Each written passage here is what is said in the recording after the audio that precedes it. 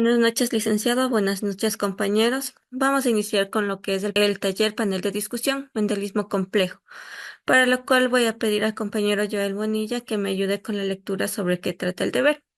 Dice, analice el documento de estudio Mendalismo complejo y el link panel de discusión expuestos en el aula virtual para el cumplimiento del taller. El coordinador del grupo será el moderador y organizador del panel de discusión, que previamente revisará el link antes mencionado, así como la rúbrica de evaluación de la misma.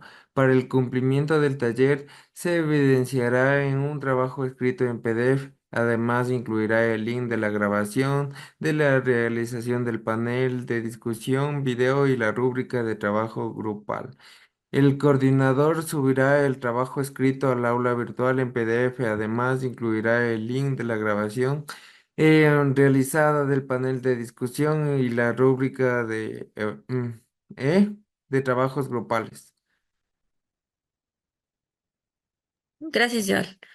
Bueno, el trabajo escrito tendrá la estructura de portada, universidad, facultad, carrera, asignatura, tema de la tarea, nombre de los participantes, semestre de periodo, la introducción, argumentación con sustento científico referido al tema de estudio y actividad a realizar. Esto será de una hoja. Y el objetivo, una estructura que el verbo infinitivo relacionado con el tema de estudio, como indica la técnica a utilizar y para qué la finalidad. Como cuarto punto tenemos el desarrollo, contenido científico y ponencias de cada panelista con las preguntas y respuestas del tema en estudio a tratar durante el panel de discusión. 5. Conclusiones. Tendrá una respuesta al objetivo. 6. Bibliografía, mínimo dos autores, normas APA. 7. Anexos, link de la grabación, de la realización del panel de discusión, rúbrica de evaluación de los trabajos grupales. Bueno, por lo cual vamos a empezar lo que es este panel de discusión, para los cuales cada panelista va a tener un tiempo de 7 minutos. Los panelistas a cargo son Joel Bonilla, Alex Arguazaca, Karen Mullo, Jocelyn Mendoza, Samantha Gavilanes y Evelyn Chicaiza. Sobre el tema el mendelismo complejo. A continuación les voy a dar una breve introducción sobre lo que es el mendelismo complejo. Como este menciona, es el que abarca las excepciones y variaciones de leyes fundamentales de la herencia propuestas por Gregory Mendel. Y este concepto incluye fenómenos genéticos que no siguen los patrones clásicos como la interacción entre múltiples genes, epitasis llamada así, la expresión simultánea, los alelos y la influencia de los factores ambientales en los fenotipos. Este mecanismo ofrece una visión más detallada y realista de cómo se heredan y se expresan los caracteres.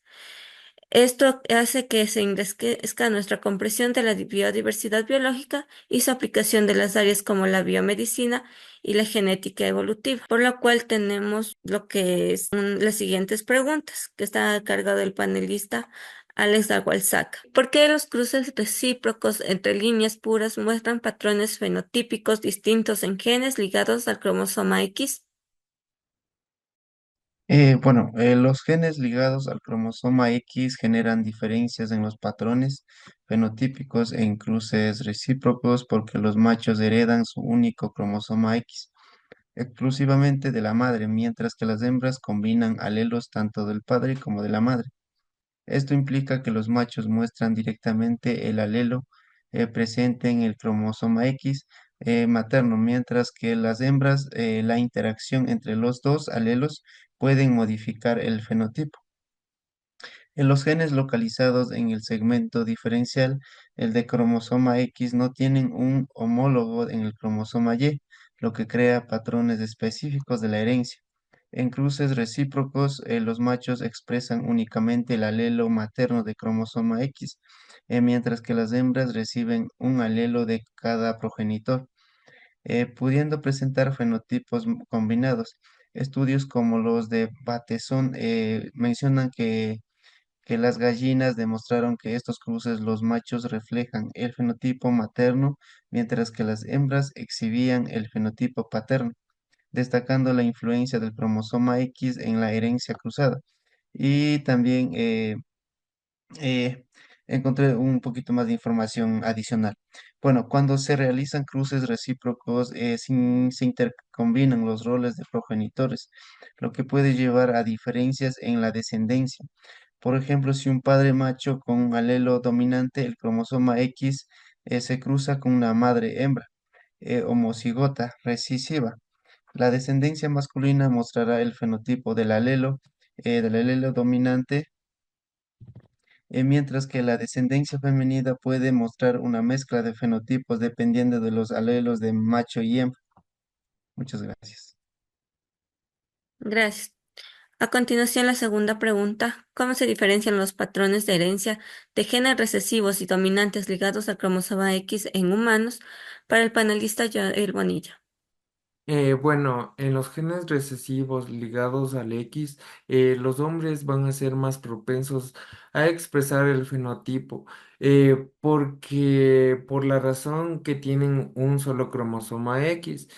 Si ese único cromosoma porta el alelo recesivo, no hay un alelo dominante que lo contrarreste. En cambio, en las mujeres, la presencia de un alelo dominante suele enmascarar al recesivo. Por otro lado, en los genes dominantes ligados al X, tanto hombres como mujeres pueden ser afectados, pero con un patrón único. Los hombres transmiten el carácter a todas sus hijas, nunca a sus hijos. Esto refleja la clara relación entre las estructuras cromosómicas y los mecanismos de herencia. Los genes recesivos ligados al X, como los responsables de la hemofilia, se manifiestan más comúnmente en los hombres debido a su hemicigosis, ya que carecen de un segundo cromosoma X y que compensa el alelo mutado.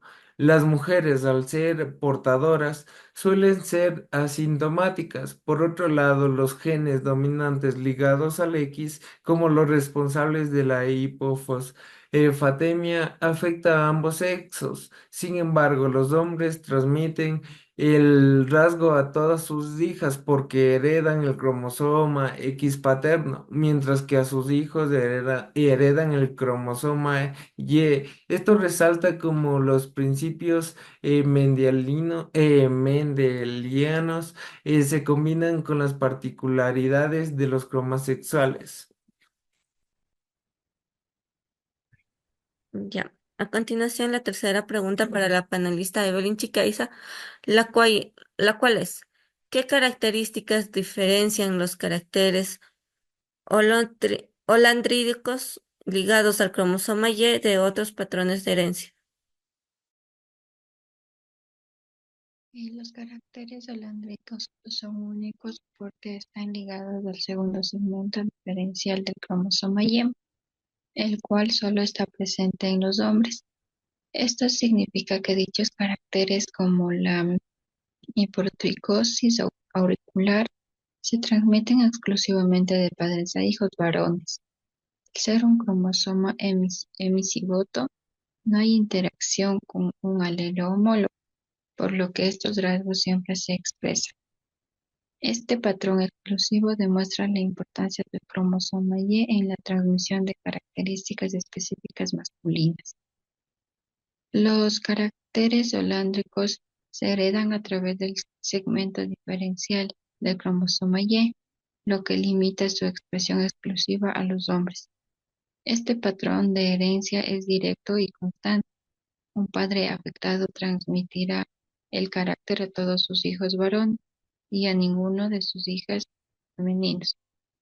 A diferencia de la herencia ligada al cromosoma X, no existe dominancia o recesividad en estos caracteres, ya que siempre se expresa. Un ejemplo de ello es cómo la hipertricosis auricular destacan como la estructura única del cromosoma Y define el patrón de la herencia.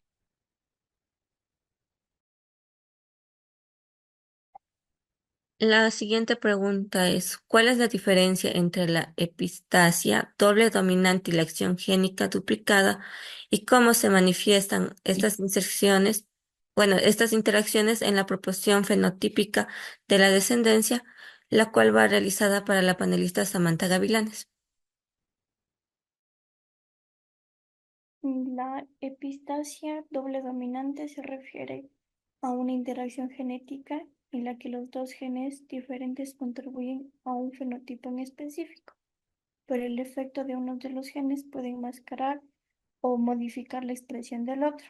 En esta situación, la presencia de al menos un alelo dominante de cualquiera de los dos genes es suficiente para expresar el fenotipo, en este caso el dominante. Por ejemplo, si consideramos dos genes, el A y el B, y la presencia de al menos un alelo dominante, A o B resultará un fenotipo dominante, lo que lleva a una proporción fenotípica de la descendencia que puede ser 9 de 7. Esta proporción 9 de 7 surge porque las combinaciones recesivas de cualquiera de los genes, o bien sea de ambos, no permite que se exprese el fenotipo dominante. Y esto ocurre cuando ambos de los genes son necesarios para que el fenotipo dominante se manifieste completamente, pero si llega a faltar uno, se expresa pues el fenotipo recesivo. En este caso, de un entrecruzamiento típico, donde ambos alelos dominantes son necesarios, pues para manifestar el fenotipo recesivo.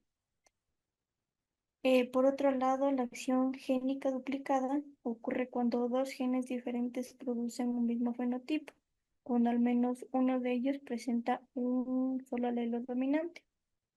En este caso, el efecto de ambos genes es similar a la duplicación de la acción que se traduce en la presencia de un alelo dominante o en cualquiera de los genes. Esto es suficiente para manifestar el fenotipo y da lugar a la proporción fenotípica 15 de 1. Esta proporción genética se refiere a la distribución fenotípica que se observa en la descendencia cuando ocurre la epistasia doble dominante.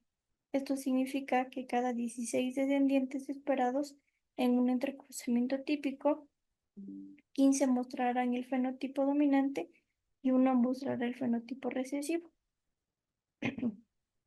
Entonces, en conclusión, la epistasia dominante, doble dominante y la acción génica duplicada son ejemplos de interacciones genéticas que modifican las proporciones fenotípicas clásicas que propuso Mendel.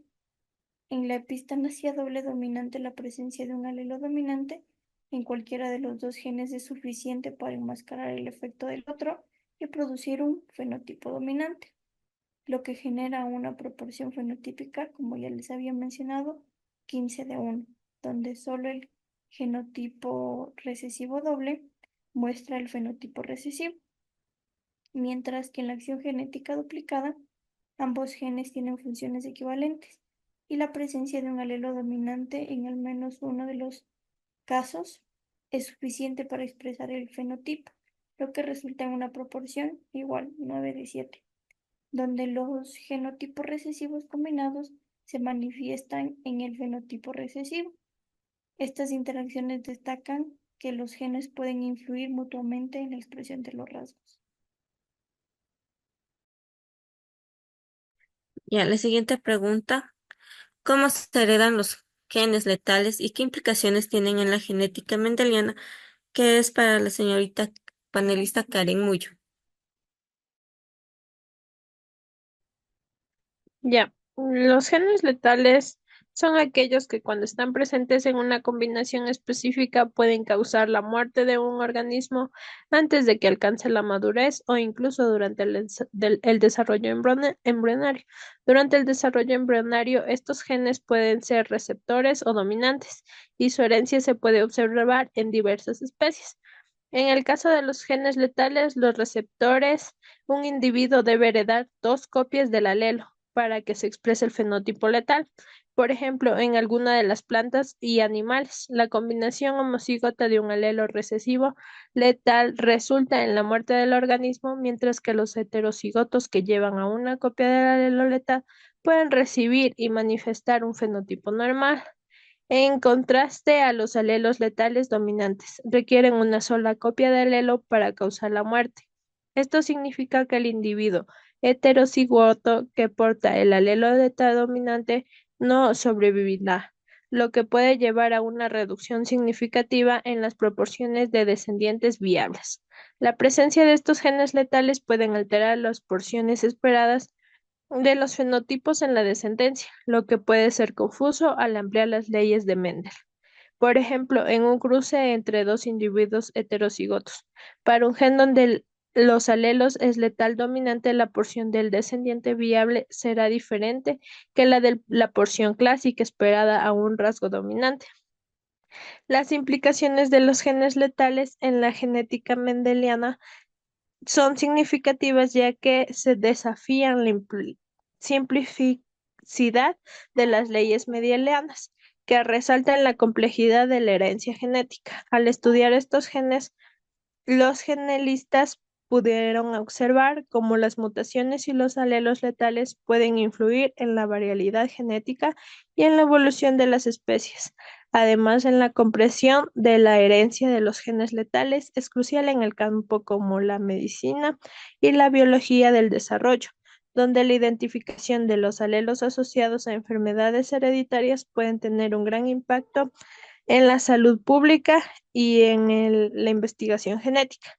También tengo un ejemplo de los alelos, donde un alelo, un alelo se da a través de las porciones, tanto en estudios de genes como es en el pelaje de los ratones.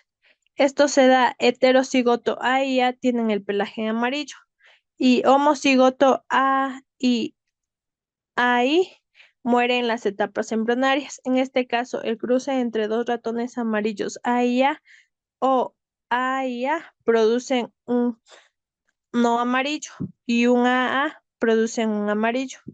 Esto se da por una porción fenotípica dividida entre 2 y 1, no amarillo, porque se da la desviación de porciones mendelianas clásicas, la presencia de los genes letales que altera la porción genotípica, la importancia evolutiva que es los genes letales que pueden mantener en la población si tiene efectos beneficiosos y heterocigotos.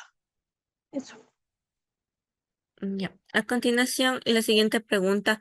¿Qué es el alelismo múltiple y cómo se diferencia del alelismo simple en la herencia genética para la panelista Jocelyn Mendoza?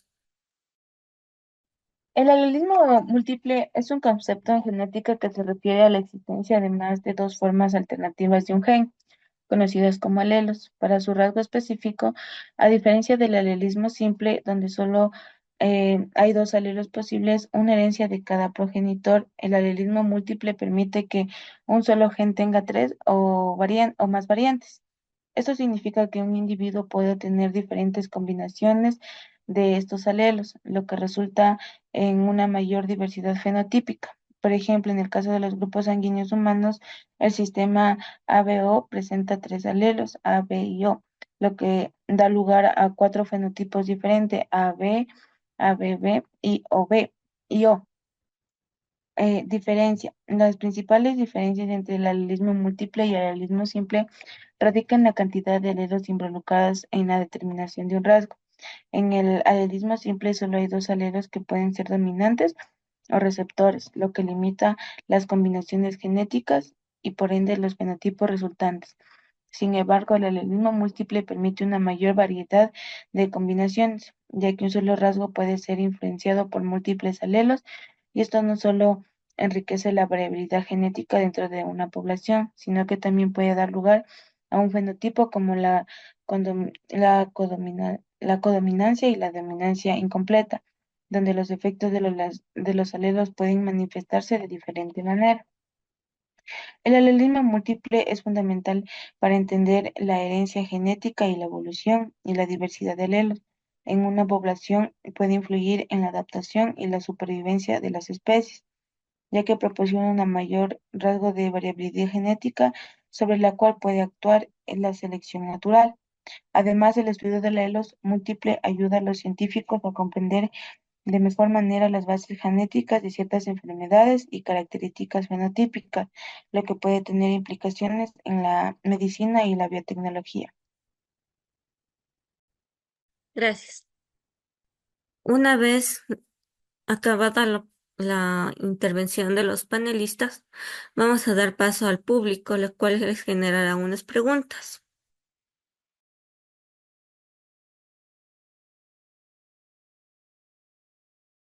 De acuerdo a lo mencionado anteriormente, mi pregunta va dirigida para la panelista Evelyn Chicaiza.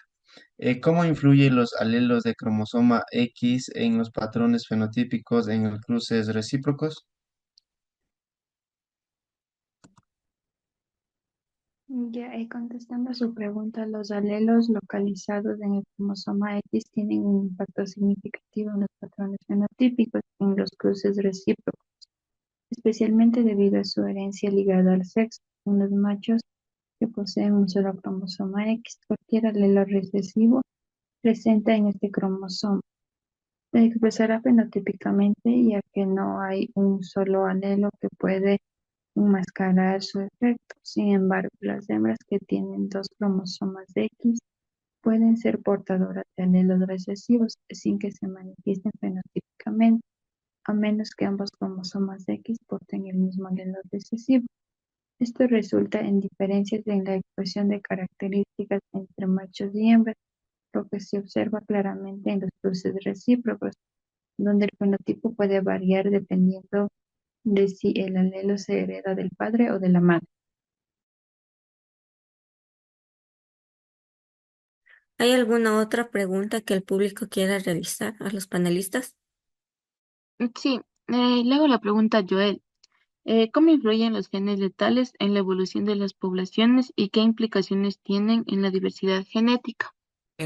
Pues bien, los genes letales influyen en la evolución al eliminar genotipos específicos de la población, reduciendo la diversidad genética a corto plazo. Sin embargo, pueden mantenerse alelos recesivos en heterocigotos, lo que contribuye a la variabilidad genética y puede ser beneficioso en ciertos contextos. Su estudio es crucial para comprender cómo las mutaciones afectan la adaptación, la supervivencia y los patrones evolutivos en las especies. Muchas gracias. ¿Alguna otra pregunta que exista entre el público? Ya, yo le voy a hacer otra pregunta a Samantha Gavilanes. ¿Cuál es la diferencia entre la epistasia dominante simple y la epistasia recesiva? La epistasia dominante simple sabemos que ocurre cuando un alelo dominante oculta la expresión de sus alelos recesivos o de otros genes, independientemente de la combinación que tenga este segundo gen, mientras que la epistasia recesiva ocurre cuando el alelo recesivo, pero este en estado homocigoto, de un gen enmascara la expresión de otro gen, igual independientemente de los alelos que existan en este segundo gen.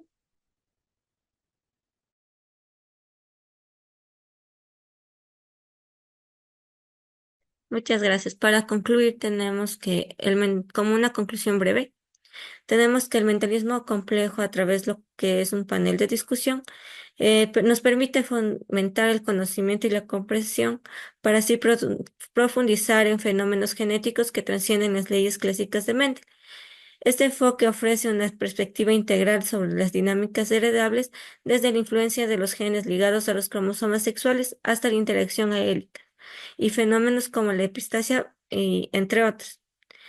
El estudio de los genes del segmento diferencial del cromosoma X ilustra la importancia de comprender los patrones fenotípicos diferenciados en cruces recíprocos, como la herencia cruzada observada en experimentos históricos, como por ejemplo en aves, y condiciones humanas, como la hemofilia. La distinción entre genes recesivos y dominantes ligados al cromosoma X en humanos resalta cómo estos patrones afectan la transmisión de características entre generaciones, mientras que la herencia ligada en cromosomas Y, exclusiva en los varones, introduce conceptos adicionales como las características holándricos. El alelismo múltiple y las interacciones epistásicas amplían aún más la comprensión de la genética al evidenciar cómo la combinación de los múltiples alelos o las acciones conjuntas de diferentes genes pueden alterar significativamente los fenotipos observados. Como un ejemplo tenemos los grupos sanguíneos ABO y la complejidad de las series alélicas HLA, que subrayan la relevancia de estas dinámicas para la habilidad biológica y la adaptación evolutiva. Asimismo, los genes letales cuya presencia puede alterar proporciones mendelianas y la viabilidad en las relaciones de dominancia destacan cómo los factores genéticos interactúan con el ambiente para moldear la expresión fenotípica. A través de este enfoque se fortalece la comprensión de la genética como un campo interrelacionado con otras áreas del conocimiento, como tenemos entre la biología molecular y la biotecnología. Muchas gracias, chicos, por haberse conectado. Hemos concluido con éxito la reunión.